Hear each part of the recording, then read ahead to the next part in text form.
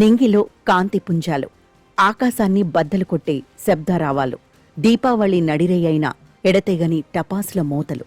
నిద్ర పట్టడం లేదు, విసుగు కమ్మేస్తోంది. సమీపంలో ఉన్న ఒక పోలీస్ స్టేషన్కు ఫోన్ చేశాను. అర్ధరాత్రి దాటిపోయింది.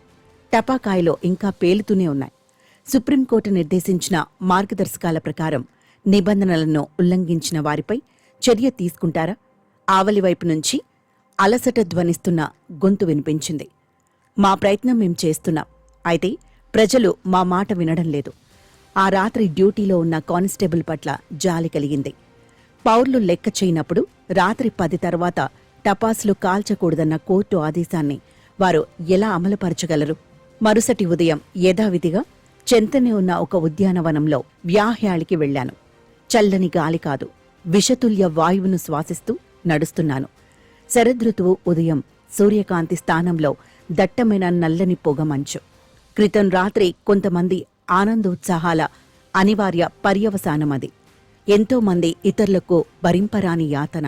సందేహం లేదు, భారతదేశ రాజధాని ప్రపంచంలో అత్యంత కాలుష్య నగరాలలో ఒకటిగా ఉన్నది. ఇందుకు జవాబుదారీ ఎవరు? అక్టోబర్ నుంచి జనవరి మధ్యనాళ్ల దాకా న్యూఢిల్లీలో వాయు కాలుష్యం ప్రమాదకర స్థాయి దాటడం కద్దు. అందున దీపావళి పండుగ రోజుల్లో గాలి నాణ్యత మరింత తీవ్రమవుతాయి.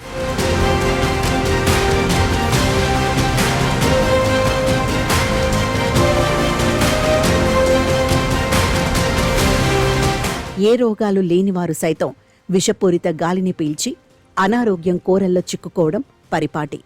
దీపావళి పండుగ సందర్భంలో టపాసులపై నిషేధాన్ని ఎత్తివేయాలని భారత ప్రధాన న్యాయమూర్తి జస్టిస్ బిఆర్ గవాయ్ నేతృత్వంలోని ధర్మాసనం ఎందుకు నిర్ణయం తీసుకుంది?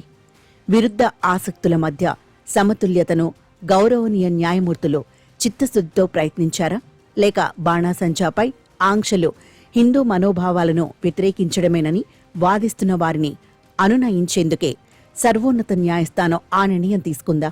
తనపై గర్హనీయమైన బూటుదాడికి కారణమైన స్వీయ వ్యాఖ్యలకు సీజేఐ ఇప్పటికే హిందూత్వవాదుల నుంచి తీవ్ర విమర్శలను ఎదుర్కొంటున్నారు.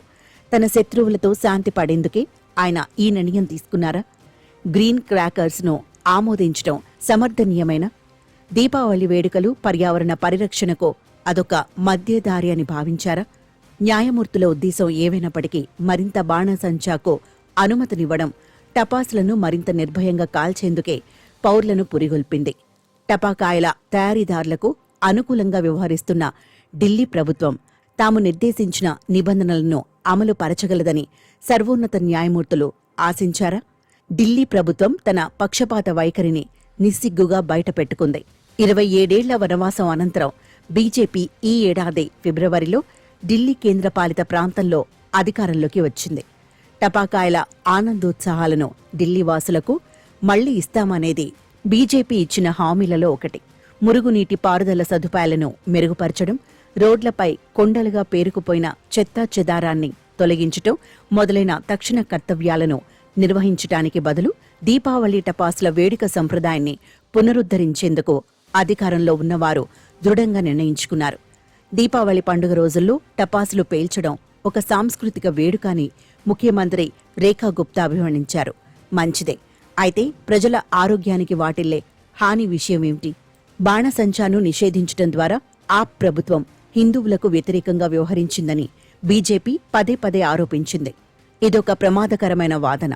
అత్యంత ప్రధానమైన ప్రజా ఆరోగ్య అంశాన్ని మతంతో ముడిపెట్టేందుకు ఉద్దేశించిన వాదన అది. మొరటు మెజారిటేరియన్ రాజకీయాలకు అదొక తార్కాణం. ఇటువంటి అహేతుక జనాకర్షక కథనాల కారణంగా ప్రతిపక్షాలు ఆత్మరక్షణలో పడిపోయాయి.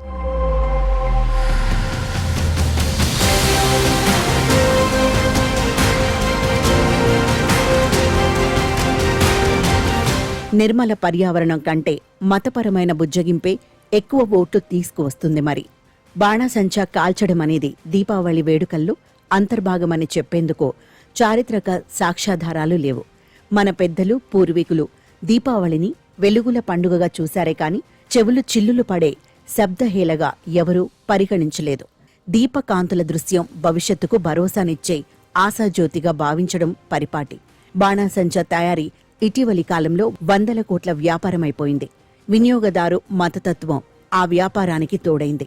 దీంతో మతపరమైన ప్రతి సందర్భము ఒక మహావేడుకగా పరిణమించింది. వ్యాపారానికి అతీతమైనదేదీ లేకుండా పోయింది సరే. ఓటు బ్యాంకు రాజకీయాలు మతపరమైన భావోద్వేగాలను సంతృప్తిపరచడానికి ప్రాధాన్యమివ్వసాగాయి. బక్రీద్ పండుగ నాడు మేకలను వధించేందుకు ముస్లింలకు అనుమతినిస్తున్నప్పుడు దీపావళి రోజుల్లో హిందువులకు తమ ఇష్టానుసారం బాణాసంచాను కాల్చేందుకు అనుమతి ఎందుకు ఇవ్వకూడదు? ఇదొక అతార్కిక వాదన. తార్కికపై భావోద్వేగాలు గెలిచినప్పుడు ఇటువంటి అర్థంపర్థం లేని వాదనలు వస్తాయి. ఇది మనకు మనమే హాని చేసుకోవడమే.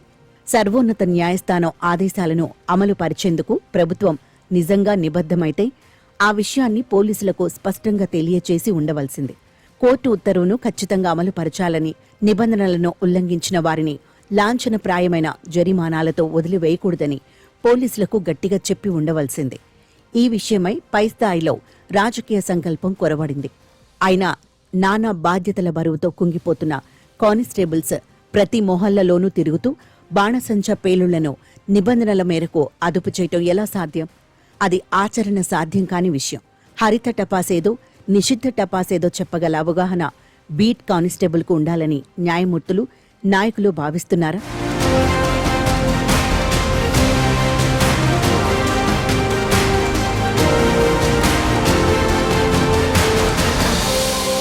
చట్టోల్లంఘనకు పాల్పడిన వారిపై పోలీసులు చర్య తీసుకోవాలని వారు ఆశిస్తున్నారా? సామాన్య ప్రజలు స్వచ్ఛందంగా నిబంధనలను పాటించని పక్షంలో బాణాసంచాపై నిషేధం కాని, నియంత్రణ కాని పనిచేయవనే సత్యాన్ని ఎలా విస్మరిస్తున్నారు? అసలు ఏ చట్టాన్నైనా పాటించడం అనేది మన దేశంలో ఒక పెద్ద సవాల్గా ఉంది. 2023లో దేశవ్యాప్తంగా వివిధ నియమాలను ఉల్లంఘించినందుకు దాదాపు 8 కోట్ల ట్రాఫిక్ చలాన్లు జారీ చేశారు. చాలా మంది తాము చేసిన తప్పుని పదే పదే చేసిన వారే కావడం గమనార్హం. సవరించిన మోటార్ వెహికల్స్ చట్టం కింద భారీ జరిమానాలు విధించినప్పటికీ అనేక మందిని చట్టానికి కట్టుబడి ఉండేలా చేయడంలో ఆ శిక్ష విఫలమైంది. ఆ జరిమానా మరింత పెద్ద మొత్తంలో విధించినప్పటికీ వారు నిబంధనలను ఖచ్చితంగా పాటిస్తారనేందుకు హామీ ఉందా? కొద్ది రోజుల క్రితం మహారాష్ట్ర మంత్రి కాన్వాయ్ ఒకటి ట్రాఫిక్ రద్దీని తప్పించుకునేందుకు నిబంధనలను ఉల్లంఘించింది. ఏ ట్రాఫిక్ కానిస్టేబుల్ కూడా మంత్రిని శిక్షించడం కాదు కదా, కనీసం మందలించలేదు. చట్టాన్ని ఖచ్చితంగా పాటించేలా చేయడం ఎలా సాధ్యమవుతుంది? శిక్ష పడుతుందనే భయం ఉండాలి. దాంతోపాటు చట్టాన్ని పాటించాలన్న అంతఃప్రేరణ ఉండాలి. స్వచ్ఛంద ప్రవర్తనే సత్ప్రవర్తన. టపాసులు కాల్చడంలో నిబంధనలు ఉల్లంఘించిన వారిలో 1 డజన్ మందికి కఠిన శిక్ష విధించడంతో పాటు నగుబాటుకు గురిచేయండి. అప్పుడు అది తప్పక ఒక గట్టి నేర నిరోధక చర్యగా పరిణమిస్తుంది. పాఠశాలలు, కార్యాలయాలలో అవగాహన కార్యక్రమాలను ఏర్పాటు చేయాలి. ఈ ప్రజాహిత విషయంలో మీడియా సంస్థల బాధ్యతను ప్రత్యేకంగా చెప్పాలా? విచారకరమైన విషయమేమిటంటే బాణాసంచాను కాల్చడమనేది తమ మత స్వేచ్ఛ హక్కును ఉపయోగించుకోవడమేనని లక్షలాది ప్రజలకు రాజకీయులు నూరిపోశారు. ఈ హక్కును నిరాకరించే అధికారం ఏ ప్రభుత్వానికి లేదని కూడా ప్రజల మెదళ్లోకి ఎక్కించారు. ప్రజాహిత స్ఫూర్తిగల పౌరులు బాణాసంచాకు వ్యతిరేకంగా తమ గళం విప్పితే వారిని హిందూ వ్యతిరేక కూలీనులు అనే ముద్ర వేస్తున్నారు. అంతేనా, వారిపై జాతి వ్యతిరేకులు అనే నింద కూడా మోపుతున్నారు. పర్యావరణ పరిరక్షణ హిందూ ధర్మ స్వతసిద్ధ సత్యం. ఈ పురాతన ధర్మం ప్రకృతిని భగవత్ సృష్టిగా గౌరవిస్తుంది, వృక్షాలను పూజిస్తుంది, నదుల పట్ల నిత్యం భక్తి ప్రపత్తులు ప్రదర్శిస్తుంది. అదే సమయంలో పర్యావరణ సుస్థిరతకు నిరంతరం ప్రయత్నిస్తుంది. పర్యావరణాన్ని పరిశుభ్రంగా ఉంచాలని డిమాండ్ చేయడం సంపన్నులు, పలుకుబడి కలవారు, అధికార ప్రాభవం ఉన్నవారు అభిలషిస్తున్న విషయంగా మాత్రమే చూపకూడదు. అది సమస్త పౌరుల ధర్మబద్ధమైన విధి. హమాలీల నుంచి అందమైన హర్మ్యాలలో నివసించే ఆస్తిపరుల దాకా ప్రతి భారతీయుణ్ణి వాయు కాలుష్యం బాధిస్తోంది. గాలి నాణ్యత అధ్వానంగా ఉండడమనే సమస్యకు సులభ పరిష్కారాలు లేవు. పంట వ్యర్థాల దగ్ధం, పారిశ్రామిక కాలుష్యం, టపాకాయల కాంతులు, శబ్దాలతో వాటిల్లే ప్రతి సంభావ్య పర్యావరణ ప్రమాదాన్ని సంభాళించేందుకై ఏడాది పొడుగునా అమలుపరిచే ఒక సమగ్ర కార్యాచరణ పథకాన్ని రూపొందించాల్సిన బాధ్యత ప్రభుత్వానికి ఉంది.